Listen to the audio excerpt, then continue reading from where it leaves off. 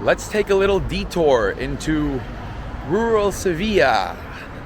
Let's see what this neighborhood's all about. We're not too far from the city center, but I'm finding some peace and quiet on this side street, and I really want to talk to some people, see what life's about here in Sevilla.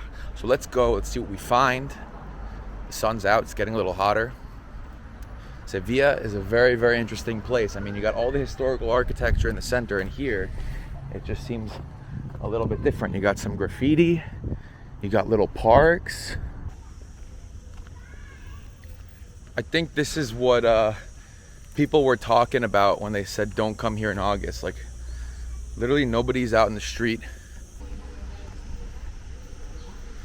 Va a entrevistar a un hombre con 92 años, sevillano puro. 92 años tienes. Wow. Y vives acá tu vida entera. En Sevilla, claro. Wow. Y yo veo que ustedes disfrutan de la vida. 92 años con la cervecita. En Sevilla le cantaba, aquí en Sevilla había un fantasma, allá en el barrio de Santa Cruz. ¿Tus consejos para un chico de 27 años aquí en Sevilla? Aquí que venía en abril. En abril. Vente para acá en abril.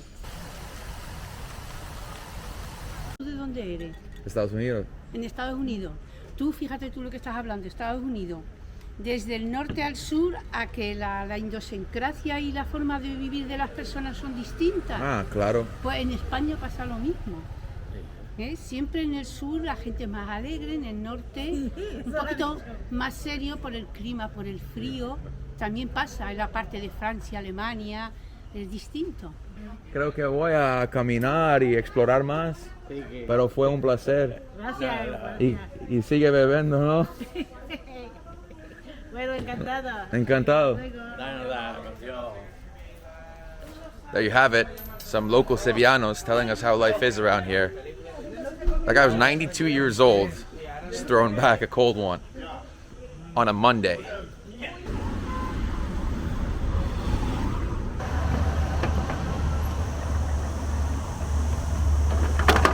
All right, guys, so since it's starting to heat up here in Sevilla, I decided to grab one of these electric bikes that they have all over the city. I was able to get a day pass, only paid like $9 for that. And to be honest, this is the way to go. So yeah, right now, looks like I'm coming along the river here, and we got the historic city center on my right. I'm just gonna pedal around and see where the wind takes us.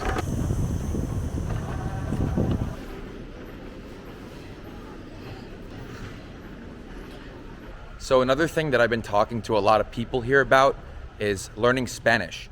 A lot of the foreigners that I meet here in Sevilla, or in Spain in general, relocated here to actually learn the Spanish language. Now, my experience is a little different because I learned Spanish in Mexico and Colombia years ago, and I found the Mexican and Colombian accents to be very neutral and very understandable. With the Spanish accents, they can vary in a way that's not so cool for foreigners. It makes it a little difficult. In the south, in Malaga, Cádiz, even Sevilla, the way that they speak, they just swallow letters, so they don't even say the full word. Now, when you want to learn a language, in my opinion, there's a few things you need to take into consideration. Cost of living, if you're going to go to the place to live there. The accent, do you like the accent? Do you want to speak like the locals who live in that location? And also, the ability to practice, right? Like people, the exposure that you're going to get. Now, if you come to places like Spain, you might be at risk for hanging out with too many other foreigners, and you'll also meet a lot of Spaniards who have great English. So if you're a native English speaker and they sense that you're not speaking perfectly, they can switch to English with you, which will harm your way of practicing the language.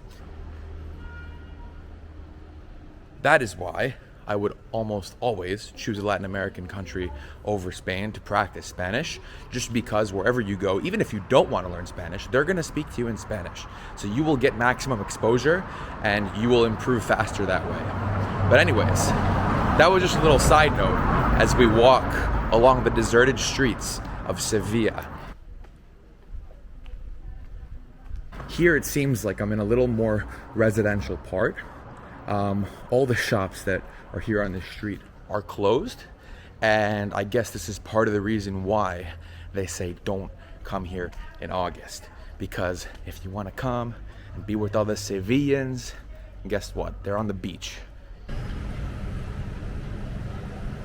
Yo tengo zapato nuevo y ahora ese zapato es para usted.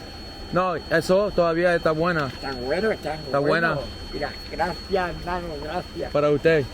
It's about 7:30 p.m. and the sun's still shining bright. Check it out. Here's the bridge that separates the two main parts of the city, Sevilla. And we even got some people paddling boats, enjoying water sports on this calm, nice river.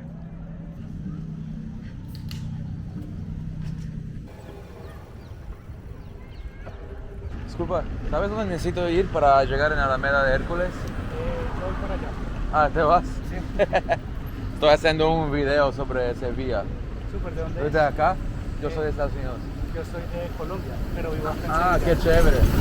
¿Cuál es tu nombre? David. David? Adam. Encantado. So Daviz is the man here. He's from Colombia. He's been here for 6 months. And he's letting me follow him to the Alameda de Hércules to see what's good over there. ¿El video, archivo personal o lo sube a las redes? YouTube. YouTube.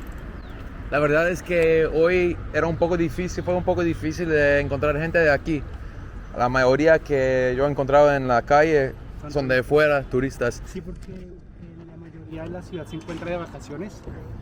Entonces los que son de Sevilla pues salen de la ciudad. Se escapan Sí, de y la acá en España vacaciones es como 30 días, 20 días, ciudad. no Sí, es sí, nada. es todo agosto. Aquí es es toda- agosto entero.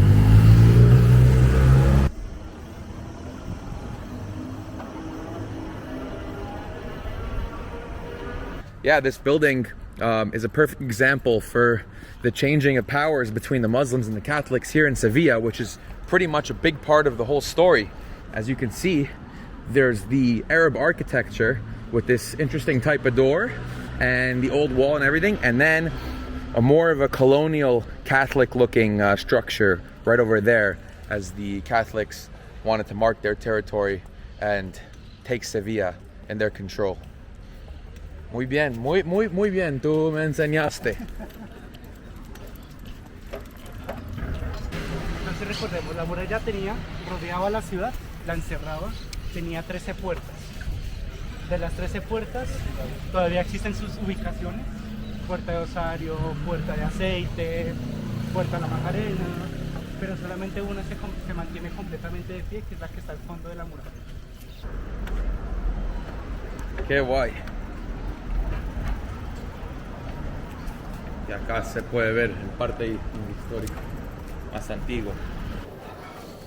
So me and Daviz are talking about how this neighborhood, the historic center of Sevilla, really reminds us of El Candelario in Colombia, in Bogotá. So if you're from Bogotá, Candelario represent. I miss Colombia so much. Can't wait to get back there one day. But this looks kind of like it.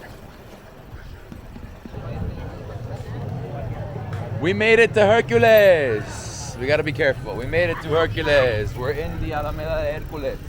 Wow, what a difference. Qué diferencia, ¿eh? Yo estaba aquí en el día, en el calor. Wow. Bueno, creo que ya conoce la Alameda, ahora la conoce hoy con más gente, Sí. más ambiente. Qué cool. Finally, Sevilla is starting to wake up at 9:30 p.m. Imán.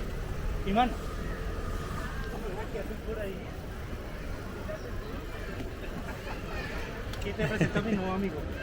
Hola. Estamos ayudando con el video de Sevilla. Ah, qué bien. Tu nombre es... Sí, por la Alameda, sino por María Luisa, me lo encontré y dijo que fue a la Alameda. Yo, vamos, yo lo llevo. ¿Dónde eres? de Estados Unidos. ¿Y tú? Claro, no, yo soy palestina. Qué chévere eso, ¿no? Yo vengo a Sevilla para hacer amistad con españoles. Mira, Un colombiano. sí, colombianos, palestinos que quieren hacer amistad antes que los españoles. Qué guay.